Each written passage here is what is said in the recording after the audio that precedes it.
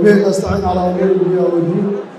وصلى الله وسلم على سيدنا محمد وعلى آله وصحبه وسلم أجمعين. guddoonka baarlamaanka xildhibaanada baarlamaanka dhammaan martida kale ee sharafta leh xildhibaanada federaalka iyo kuwa stateka martida inala joogta cali ugu horeeyo waxaan ugu salaamayaa marka hore salaamta islaamka assalaamu calaykum waraxmatullahi wabarakaatu. salaamka bacdi waxaan rabaa inaan u mahadceliyo baarlamaanka dowladda jubbaland baarlamaanka saddexaad doorashada ay sameeyeen iyo codayntu siday u dhacday. waxaan mar labaad u mahadcelinayaa saaxiibadii musharaxiintii igala fadhiyey oo iyaguna natiijadana aqbalay si fiicanna hawshaas ay loogu socotay. intaan markaan ka tago waxaan rabaa hadal kooban inaan idhaahdo jubbaland waxay ka soo tagtay meel aada u fog. jubbaland waa deegaan soomaali ay wada degantahay wada leedahay. jubbaland waxay ku dhisan tahay dib u heshiisiin isu tanaasul iyo walaalnimo.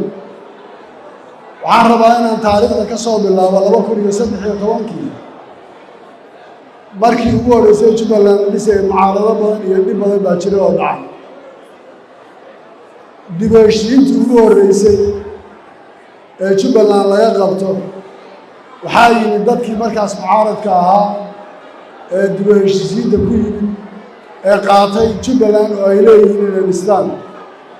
waxaa ugu horreeyey madaxweyne ku-xigeenka labaad suldaan cabdiqaadir uga dheere. waxaa ku jiray guddoomiyaha baarlamaanka labaad guddoomiye ku-xigeenka cabdi baalley iyo mas-uuliyiin badan oo kale. waxaa iyaguna qayb ka ahaa madaxweyne ku-xigeenka koowaad maxamuud seydaadan oo ku yimid isagoo 6 gobol dalkii ka shaqaynaya ahaa dib u heshisiinta gartayna jubbaland iyo waxay tahay iyo sida loo dhisay. intaa wixii ka dambeeyey reer jubbaland waxay ku jireen dib u heshisiin iyo wax la wada leeyahay. shalay baan idiin sheegaya jubbaland inay ka duwan tahay isteedyada kale oo ay tahay meesha miisaanka soomaaliya laga fiirinayo. waxaan rabaa inaan taariikhda wax yar dib ugu noqdo. 2013 dowladdii markaa uu madaxweynaha ka ahaa madaxweynaha maanta jooga xasan sheekh maxamuud dagaal dheer oo dhiig badan ku daatay baa ka dhacday. waxay noqotay dagaal kadib inaan gallo heshiiskii aan ogeyneen Addis Ababa Agreement oo qorayay qodobo markaa reer jubbaland ay liqi waayeen oo ay ka mid ahayd jubbaland weyla jubbaland oo ay ka mid ahayd waa kumeelgaad oo ay ka mid ahayd waa liidar oo ay ka mid ahayd dekadii iyo garoonka 6 bilood in lagu wareejiyey. waxaan u aqbalay danta dalka iyo reer jubbaland inay u baahan yihiin inay helaan bayskii hore dhismaha dowladdooda. taasaan ku soo dhaafay. intii ka dambaysay waxay noqotay markaa inaan dhisno dowladnimada. dagaalka shabaabka oo shalay ka hadlayay oo culayska ugu badan halkan uu yaallo oo madaxa masku uu yaallo ayaa waxay noqotay inaan dagaalkaad weydeen gallo iyadoo mar walba ay yaray taakulada dowladda federaalka aan ka helin. waxaa ku xigtay dowladdii farmaajo oo iyadana aan garanayno marxaladihii aan isla soo marray iyo mucaaradadii ay abuureen iyadoo maanta ay joogaan dadkii xilligaas mucaaradada ahaa dad ka mida wasiirada iyo xildhibaano federaalka oo wasiir seeraar oo wasiirka waxbarashada xildhibaan xidig ay ahaayeen dadkii 2019 mar walbana waxaa ayaan daraa dowladnimada soomaaliya inay noqoto dowladnimo ka shaqayso jiritaan la-aanta iyo dhisid la-aanta dowladnimada soomaaliya. taas waan uga mahadcelinayaa xildhibaanka iyo wasiirka iyo markay arkeen xaaladda taagan ayaa waxay yidhaahdeen godka lagu socdo kuma sii dhacayo. waxaan rabaa inaan hal eray oo kale ku daro kafta baha ahaado. jubbaland waa soomaaliya waa state ballaaran oo soomaaliya ku yaalla. soomaali baa degan etoobiyana ma aha kenyana ma aha.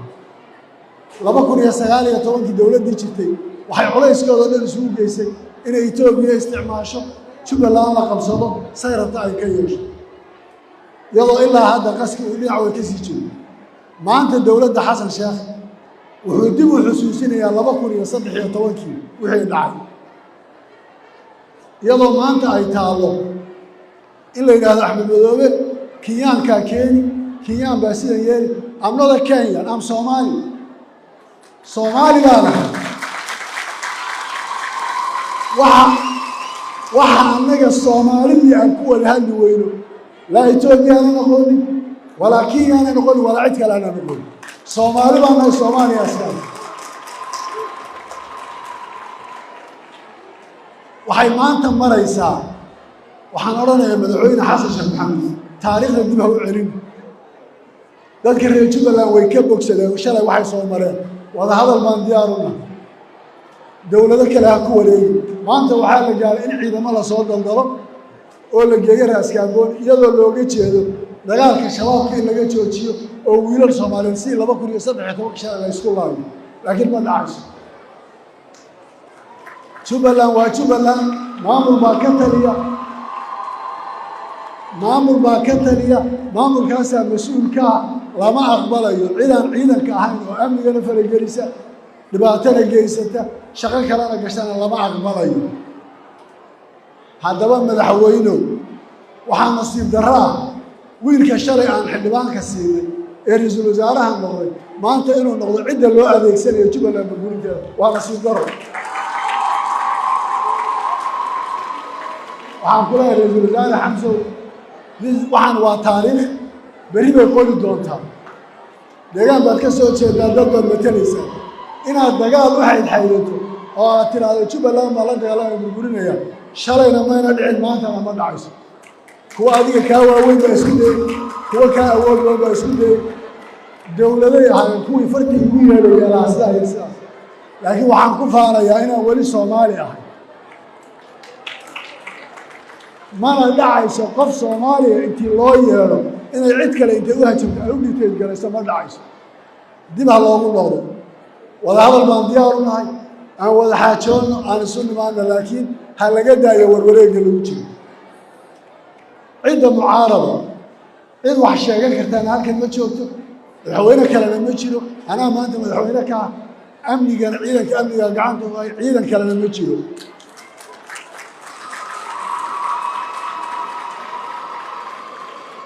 sidaa awgeed waan hadalkaygu waxaa laga yaabaa inuu kulayl ku jiro weli kama tegin Soomaalinimo waxaan dawlado ka diiday Soomaalinimaan ku ogola waxaan cid kale ka diiday Soomaalinimaan ku ogola warmii Soomaaliyeed aan ku wada hadalno wadankana horay u rabaa inuu socdo dib u celin taariikhduna way qori doontaa haddii cid la isticmaalayana shalayna waa la ogaa waxaan ahay